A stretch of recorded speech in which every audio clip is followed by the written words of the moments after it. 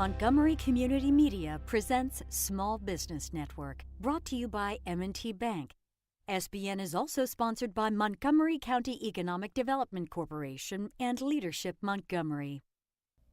Hello and welcome to Small Business Network, presented by M&T Bank. My name is Kelly Leonard. In addition to being the CEO of Kelly Leonard Consulting, I have the pleasure of serving as the host of this monthly gathering, where we bring the business community together to network, to collaborate, and to share best practices in an effort to stimulate regional economic development. Thank you for joining us on the live stream, as well as here in the television studio. I am beyond excited because today is a subject that's near and dear to my heart. We will be talking about how women mean business. And in the studio is a brilliant display of all the beauty in our region. Women, powerful business women owner, or women business owners. And so today we also have a distinguished panel of guests who will be talking about this specific topic and what it means to their business. And before we jump into the content, I want to introduce our guests to you. First up, we have Sheila Deuce Johnson. Sheila is the Director of Supplier Diversity and Supplier Sustainability for McCormick & Company. Sheila is responsible for advancing McCormick's supplier diversity and inclusion strategy through the development and implementation of a company-wide program for the inclusion of diverse suppliers.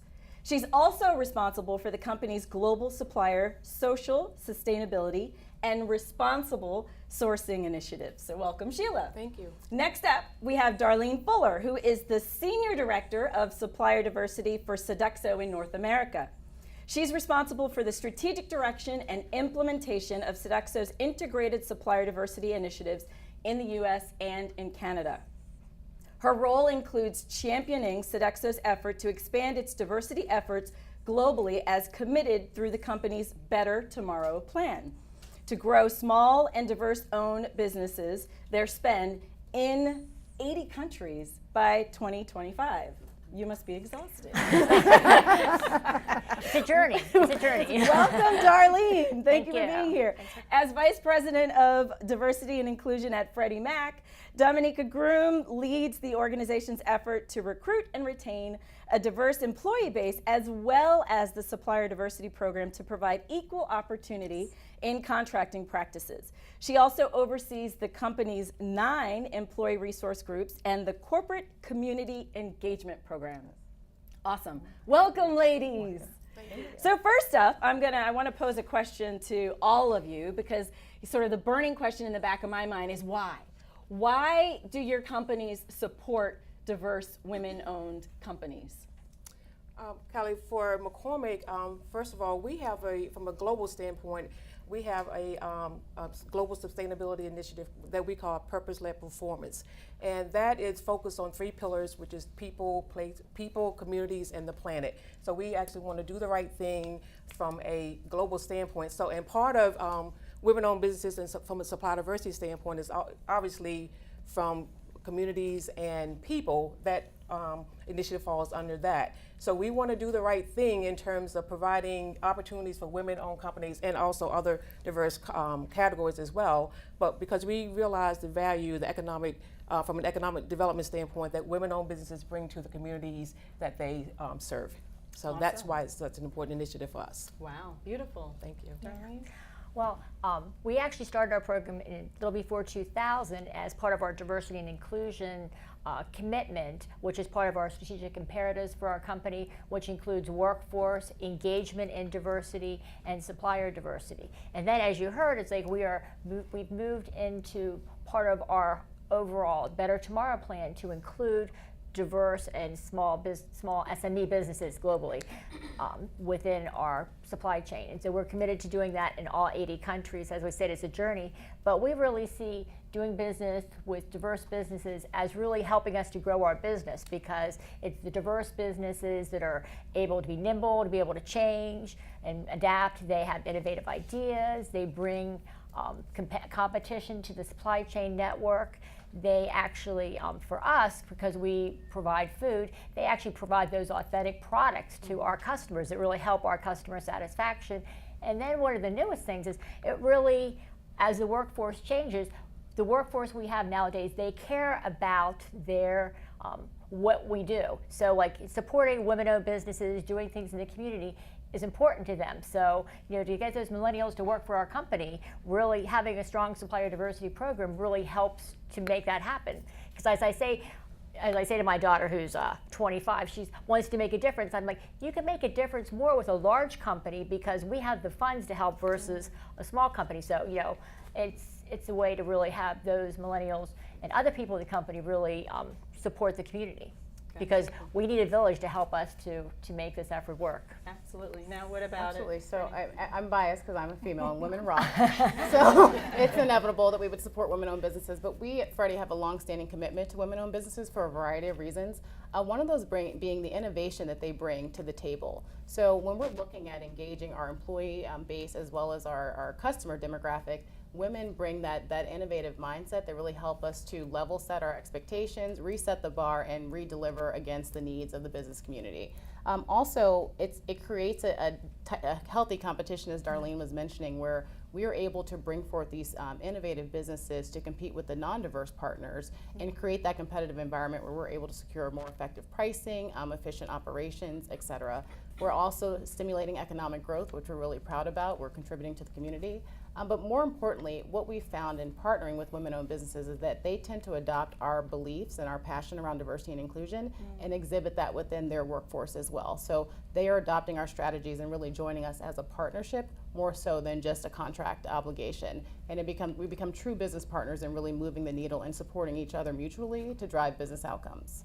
Beautiful. So we touched on why, but now what? So when you think about the fact that, okay, you're reaching out to these diverse women-owned businesses, what specifically is the question to you, Sheila? What's the economic impact of your supporting? So I really like this question because for us, and because of the nature of what we do as the spice seasoning, extracts, and all types of other ingredients that we manufacture and sell, we know that women consumers, a large consumer base for McCormick. So it, for us, just, the term, it makes just good business sense to, engage in, in women-owned businesses and provide opportunities. It just does from that standpoint. And the other part, from a global standpoint, we have, I think for years, we've been working with they call smallholder farmers, and a lot of those in places like Madagascar and in Indonesia, Vietnam, and these farms are primarily run by women.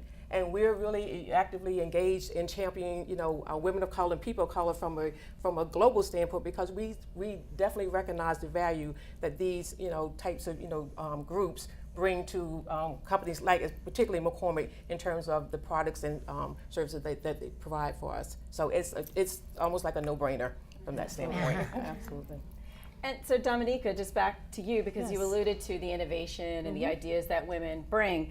When you reflect on your years in the role that you've been in, what type of trends do you currently see in terms of the impact of these diverse women-owned businesses? And then beyond that, what do you anticipate envisioning in terms of trends in this space? So I think that the biggest trend is the increased utilization of women-owned businesses across corporate supply chains globally. So you're seeing more corporations recognizing the impact and the value of these businesses, and so they're starting to integrate them more into their supply chains. Also, what I'm starting to see is women-owned businesses show up with a stronger presence in non-traditional areas like the financial services industry, which is the industry that I represent, as well as IT. So it's great to see the integration within that space.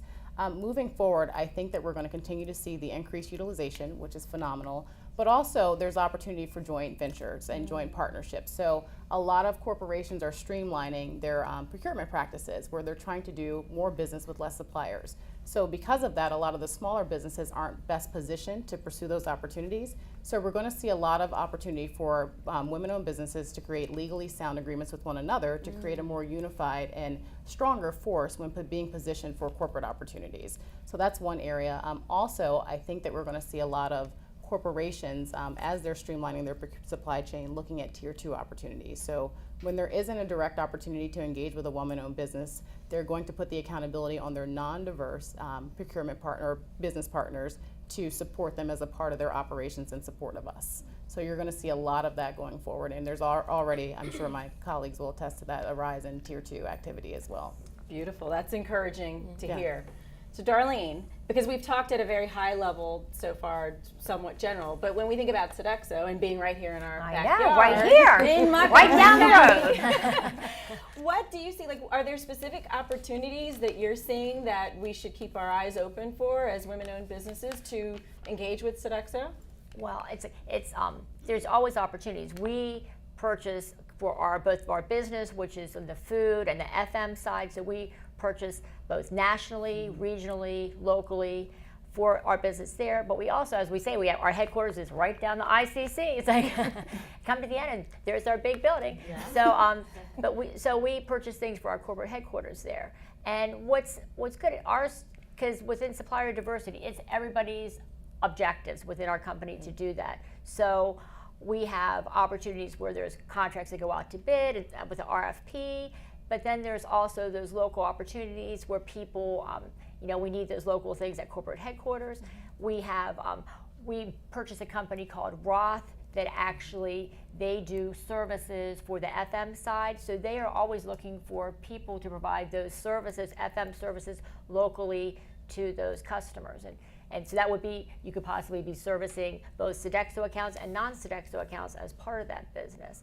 But what Dominica says is totally true. Like, we actually provide over 600 second-tier spend reports to our clients. Mm-hmm. So I think that is one of the big things that people should really look at. People want to do business with the big companies, but if you're teaming with other people or trying to do business with other women-owned businesses, makes a lot of sense, because then you could grow, and then maybe you might even team to come for a larger contract with one of our companies. So I want to double back to something that you said, because I don't want to gloss over. You said something about it's a part of you all's objective. So is that to say that there's people inside of the organization where it's a part of their performance review, those metrics, so they're looking at how actively are they engaged? So, and you're all shaking your heads. So beyond just you all, because that's your role, so naturally you would be measured by that. But you're saying that your colleagues that are even outside of the formal supplier diversity, I guess, title, they're even being held accountable for? So if I could add just one thing to that. So as McCormick is a large supplier to Sodexo, so as part of that relationship, we in fact supply Sodexo with second-tier supplier diversity spend reporting on a regular basis. Okay. So that is an expectation. So that's, again, what Darlene was speaking to in terms of how, and Dominica, and how it kind of trickles down, and become more effective that way. Wow, that's awesome. Mm-hmm. And the leadership accountability is important. If you don't have accountability throughout the organization where it's tied to performance, then it's hard to get traction. So yes, measurement matters. Absolutely, absolutely. And so one of the things, and I know Dominica, you alluded, and actually each of you alluded to this whole notion of teaming. Yes. And I'll phrase this question to all of you. Does your company team with, outside of just procuring products and or services, are there opportunities where you team with small businesses? And if so, what do you look for in an organization as part of the vetting process? So for us, and I mentioned this earlier about one of the things that we do and have been doing for a number of years, and that's from a global standpoint and from our ingredients, raw material ingredients, where we do work with or team, if you want to use that term, farmers, smallholder farmers, and again, a lot of these are run by women. So we want to impact the livelihoods and sustainability of these farmers. So we help them with resources and tools in terms of childcare, health care, and financial guidance, because they need to be financially and economically stable for us, in order for us to to grow the business. So that's one of the again, we've been doing this for a number of years, but we're just really taking on that initiative and expanding on that, and looking at this initiative from even more global standpoint. Wow, awesome. And what about you, Darlene? What do you look for in teaming partners? Well, oftentimes, because we are doing with Sodexo, we don't own any buildings. We do business at other people's facilities, taking care of the services that are non-core to them, like the food service, FBM services. So what happens, we often have to pay attention to what they want. So we always have to have, people have to have insurance, depending on what that client's requirements are. It might even be higher because of that. They have to have insurance, indemnity. If it's a food product, they have to have QA inspection for their facility, because we have to promise to keep all of our customers safe.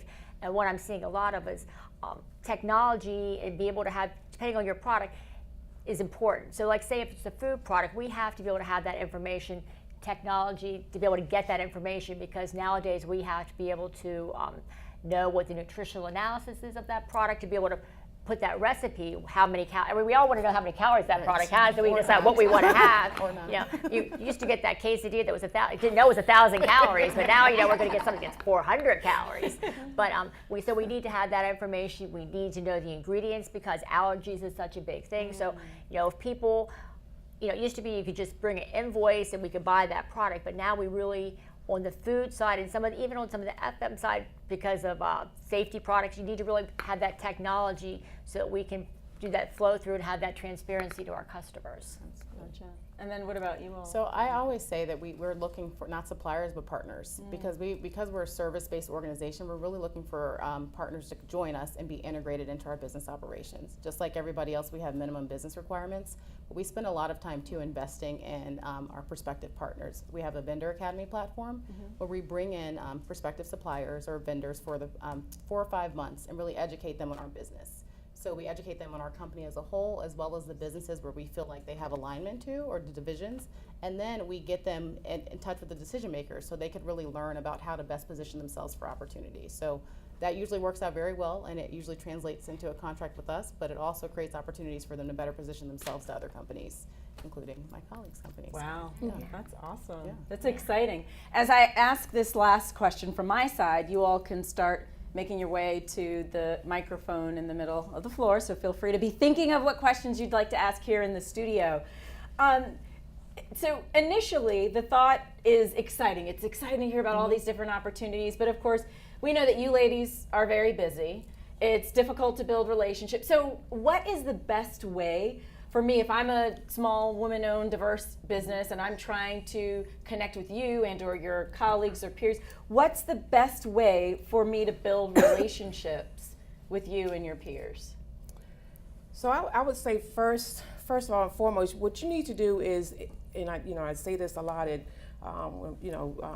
terms of coaching, but just make sure you do your research and do your homework, and make sure that if you want to establish, a relationship that will ultimately lead to, doing business together, that it's, the right fit. It's the right fit, and when I say that, I mean on both sides. It's not, just, a product that, you want us to procure because that's what you sell, but it's going to bring value to McCormick, and it's going to also, of course, bring value to you as well. So, the old phrase of win-win being, it's going to benefit, both sides, and that's going to take some time to, to discuss what the opportunity may look like, to see if it's something that's, either current or it could be something down the road, and you have to be willing to be patient in that regard. If it's something that because we may be already on a contract, for example, for that product or service for a number of years, so it could, it's not going to be in a lot of cases immediate.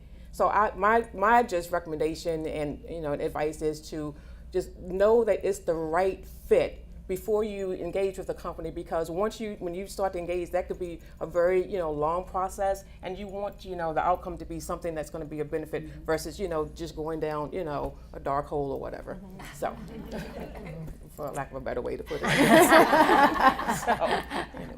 Like a bunny, huh? Well, one of the things, because you're all women-owned businesses, is that I would love if you would all get certified by the WPEO, because what happens is that is the local certifying agency for WeBank, and that certifies you as a woman-owned business. So everybody, it's a free marketing tool. So when we're looking for an opportunity, someone comes to me for a need, I might not have met you. I either call the office and ask them for help as who can do this, which I just did last week, and they responded right away, or I can look in the database, people across the country. If I have a need someone in Idaho has a need here in the Baltimore, DC area, they can look to see that where there's opportunity. So getting certified is really helpful because a lot of our clients require certification. So having that certification is big. And also, I suggest if you're in a specific industry, that you go to those industry events and look for the large companies in your marketplaces to connect to them, because we do not sign any contracts unless it's for something specifically for us. We are the connectors to people within our company. So if you can connect to those people at that organization, that is the best way, because we would just be going directly to them anyways. So look for those large companies that you want to do business with at that event and really, connect with them. We could help you, but it's like we're only going to be contacting people that first-tier relationship is always the best. So you mentioned, because I know we have a way of throwing out acronyms and alphabet soup, and there may be some people in the room, of course, here in the DC area, big government contracting community. And so share with us, when you say We Bank and WPEO, what does that mean? Women Business Enterprise National Council is the parent organization that certifies women-owned business nationally. Then they have regional chapters around the country. Ours is located in DC and is headed by Sandra Eberhardt, who is back in the back of the room here. Sand, wave your hand. And they certify locally for that chapter, so the regional chapter. And they have events to help you to grow. They have events to network with corporations. It's not just where you pay money to get certified. It really helps you to connect, to be educated, to network with other women-owned businesses that might be able to help you to grow your business. Okay, awesome. Now questions. Does anyone have a question before I have Dominica answer the question? Because come to the mic, your time is running down. Dominica. So I echo everyone's sentiments. I think the key thing is networking, just making sure you're getting in touch with the right people, and you can do that by getting access to these organizations, whether it's WPEO, We Bank, or your local or state governments. They all have events. And also, I think having a very buttoned up elevator pitch, because typically we're solicited often, as you said, and we're very busy, and that's fine. We want to be solicited because we want to pursue you for business opportunities. But the reality is that everybody's pitch is not as buttoned up as it could be. And sometimes that 30-second delivery is what gets you into the door and gets you access to the opportunity. So I recommend that everyone practices that. I beat a dead horse because I say this all the time, but it's so valuable. And the businesses that we've really been attached to are the ones who came with that solid and polished pitch. Right, of how they can help us. Exactly. Right. Okay. Question. Hi, my name is Monica Costa, and I'm with Wilneck Auto Body and Mechanical Repairs right here in Rockville. And the question that I have is that myself being a certified woman-owned business, I see that is kind of, you have the certification, but then big companies like yours, are you guys really making sure that the certified business are really being profitable in the sense of the other companies really making sure that they are using them? Because so many times we're part of like a contract or a subcontract and then forgotten. And it seems that, oh yeah, we're doing business with a woman certified business companies, but then they are not really certain, making sure that the big guys are really utilizing them and buying from them and really getting. So how do you address that? Because, like you said, measurement matters. It does. But then not only being there, but really getting the business. Compliance piece, I guess. Absolutely. So I can answer that because my organization is federally regulated. So compliance is important, or I wouldn't be sitting here. So we go through a very stringent reporting process on a quarterly basis, and we vet everything that comes through on our reporting cycle. And then each year we do a complete data scrub. So it's the data that we receive as well as our external partners, and we make sure that the certifications line up. And if they don't, then we start asking questions and investigate through our regulatory affairs team. From a private sector standpoint, I think for us, this is why the second tier program is so important, because what that then is put the onus on our first tier suppliers to engage with, their subcontractors, and when they report to us on a quarterly basis, then that spend should be that spend with you. If you're the subcontractor for that prime, then that spend should be included in that spend report. So that's why the second tier program is so important to get to your point. Exactly. Right. And we include, when we review that with our first tier suppliers, at every business review we have annually with them, supplier diversity is on the table to discuss how we're growing it, how we're doing that. And I know when we do second-tier reports for client, ours are transparent, showing exactly what vendors, what we're spending with them, and if we're not meeting our goal, then that triggers that we have to have a meeting to decide how we're going to increase that spend. Awesome. Any other questions? Because I have a zillion of them, if you all don't. All righty. Hi, I'm Sylvia Henderson. MindTeamSolutions.com is where you'll find us. My question, you mentioned having a good pitch. You mentioned being certified.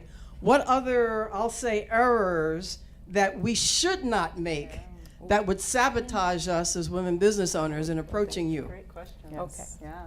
I actually have the best example of what your question from, this is, I attended an event last week, and I won't say the event, I won't say, Protect the innocent, yeah. But the one, and the one thing, and for me, this is like almost like a pet peeve, situation where the company approached my table and said, my name is so-and-so, and what does McCormick need?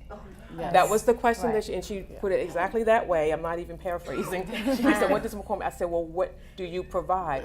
She said, I can provide whatever you need. We've all had those. So what I'm telling you, and I said to her, I said, I don't think that's even possible. And what I did say, I said, and I kind of phrased it like, you cannot, if you consider yourself, in this case I used the term Jackie because she was I said Jackie of all trades, then that in my mind means you're a master of none. So you need to be really, concise, and have your product or service be so targeted that you can, you can't, do A to Z. You have to know exactly what your core business is. And that's, for me, that's the biggest what not to do. And I could, Right. Sheila, I call that the vanilla ice approach. If you have a problem, I'll solve it. Right, exactly. Absolutely. Big shoulders, huh? Other sort of things do not do's. You really need to know, as you're going to Boost, I love when you need to know what a company does. Like Sodexo is not McCormick's. It's like, so people might not know. And so then they have their phone, they can look up to see what we do ahead of time. It's not hard anymore. And so when they approach and they're trying to offer something that is something that we don't even do, it shows that people do not do their homework. And I feel bad for that company too, because they could have spent time probably meeting with somebody else or looking at someone else that could possibly do business with them. So you really need to make sure you do your homework on the companies to know where you might have those opportunities. Agreed. And I would just add, so there's this thing called capability statements, which a lot of companies have. It's supposed to be the one page like highlight, but it ends up being a one page of just a lot of information, and a lot of it doesn't make sense. Or people want to send you a 30-page PowerPoint, which is very nice and impressive, but really understanding that we are communicating this information to decision makers, it needs to be a great synopsis of what you do, how you can benefit the company, and then we can provide the supplemental details beyond that initial conversation. But as we all learn, growing up, your first impression is a lasting impression, so you want to make sure that you make a strong one from that pitch and the presentation of your capability statement. Right. Awesome. And one last thing is, like, if you're at a specialty space, because we are the connectors, to help us to figure out who we are supposed to connect you with. Right. Because sometimes, we're long tenured people with the company, but it's hard sometimes with specialty things to know. So you need to help us to help you. Beautiful. Well, this has been awesome, ladies. Thank you so Thank you. much for Thank your you. contributions, Thank your you. insight, your wisdom. As we wrap up the Small Business Network, I want to thank Sheila and Darlene and Dominica for joining us. But I also want to give a special thanks, as you all alluded to. I think, Darlene, you gave a shout out to Sandra Everhard, who is the Executive Director of the Women Presidents Educational Organization in DC. She was instrumental in pulling this platform and this dynamic panel together, so thank you to Sandra and her team. Next up, if you are an entrepreneur, you want to make sure that you join us next month on June 21st. We will have Enik Sanal, who will be here. He's the founder and CEO of Learn Incorporated. Learn is a new 26,000 square foot entrepreneurial center here in Rockville. And so he will be here sharing the 4 secrets of millionaire entrepreneurs not taught in school. Wow. So if you are an entrepreneur, you want to be here next month, don't join us on a live stream. Be here in the television studio with us. There's nothing like the magic that takes place here in the studio.